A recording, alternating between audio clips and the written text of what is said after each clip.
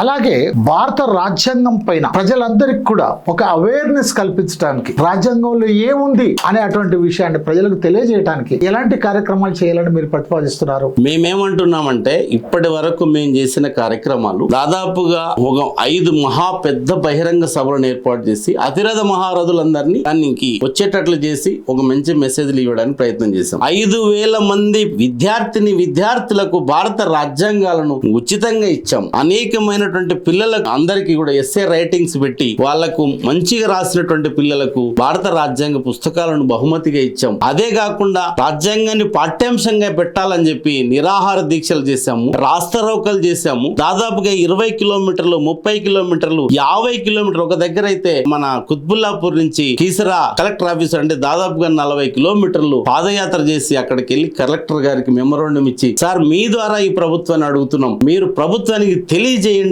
భారత రాజ్యాంగాన్ని కాపాడాల్సింది మీరే, కాబట్టి మీరు చేయాల్సిన పని మా భుజాన్ని వేసుకుంటున్నాం, దీనికి మీరు సహకరించండి అని చెప్పేసి రిక్వెస్ట్ చేశాం. ఆ విధంగా బట్టి విక్రమార్క గారికి, పొంగులేటి శ్రీనివాసరెడ్డి గారికి, ఇలా అందరికీ ప్రభుత్వంలో ఉన్నటువంటి 200 మందికి అధికారులకు, అనధికారులకు, ప్రతిపక్షాలకు, ఇప్పుడు ఉన్నటువంటి అధికారంలో ఉన్నటువంటి వాళ్ళందరికీ కూడా తెలియజేసి చేశాము. ఇప్పటి వరకు దాని మీద ఎలాంటి స్పందన రాలేదు. కాబట్టి దీని విషయంలో నెక్స్ట్ ఏ కార్యాచరణ చేయాలన్నటువంటి దాంట్లో నిమగ్నమై ఉన్నాం. అంజయ్య గారు, భారత రాజ్యాంగాన్ని ప్రజలకు తెలియజేయకుండా ఉండటం కోసం గానీ, పీఠికను ప్రజల దగ్గర తీసుకుపోకుండా ఉండటం కోసం గానీ, భారత రాజ్యాంగంలో ఉన్నటువంటి ప్రాథమిక హక్కులను, సూత్రాలను, ఆదేశిక సూత్రాలను తెలియజేయకుండా ఉండటం కోసం గానీ ఎవరు మరి అలా చేస్తున్నారు? ఈ భారతదేశాన్ని పరిపాలన చేస్తున్నటువంటి పాలకులు ఈ దేశ ప్రజలకు భారత రాజ్యాంగాన్ని దూరం చేస్తున్నారు. మరీ ముఖ్యంగా ఇప్పుడు పరిపాలన చేస్తున్నటువంటి కేంద్ర ప్రభుత్వం అయినటువంటి బీజేపీ, నరేంద్ర మోడీ గారితో మొదలు పెడితే ఇక్కడ ఉన్నటువంటి బీజేపీలో పనిచేస్తున్నటువంటి చిన్న కార్యకర్త కూడా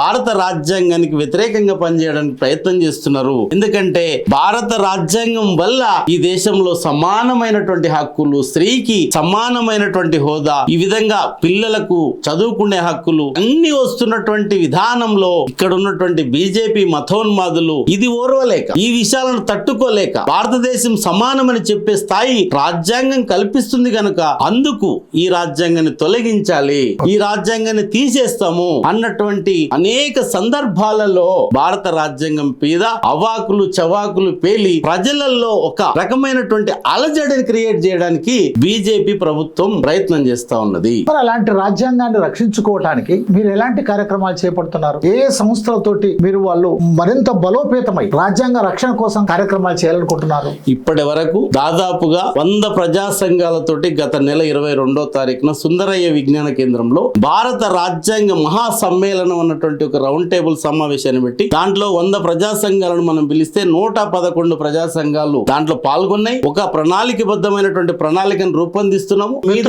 రాజ్యాంగంపై మేము గతంలో చేసినటువంటి వీడియోలను చూడండి. రాజ్యాంగంపై మీ ప్రశ్నలను అంజన్నకు పంపించండి. రాజ్యాంగంపై మీరేం మాట్లాడాలనుకున్నా, రాజ్యాంగ పరిరక్షణ కోసం అంజయ్య గారు చెప్తున్నటువంటి అంశాలపైన మీ అభిప్రాయాలను కూడా మాకు తెలియజేయండి. మేము జవాబులు ఇస్తాం, అంజయ్య గారితో చెప్పిస్తాం. చెప్పండి. అదే విధంగా ఈ 111 సంఘాలను భారత రాజ్యాంగ పరిరక్షణ జేఏసీ జాయింట్ యాక్షన్ కమిటీగా ఫామ్ అవ్వబోతున్నాం. తద్వారా ఈ తెలుగు రాష్ట్రాలే కాదు 29 రాష్ట్రాలు, మన భారతదేశంలో ఉన్నటువంటి కేంద్ర పాలిత ప్రాంతాలలో కూడా ఈ భారత రాజ్యాంగాన్ని ఏ విధంగా ఇంప్లిమెంటేషన్ చేయాలి, 6వ తరగతి నుండి 10వ తరగతి వరకు మనం అడుగుతున్నాం. కానీ ప్రభుత్వాలు చొరవ చూపి ఇంటర్లో కూడా పెడతాం, డిగ్రీలో కూడా పెడతాం, పీజీలో కూడా పెడతాం, ఆ పై చదువులలో కూడా పెడతామంటే మేము చాలా సంతోషపడతాం.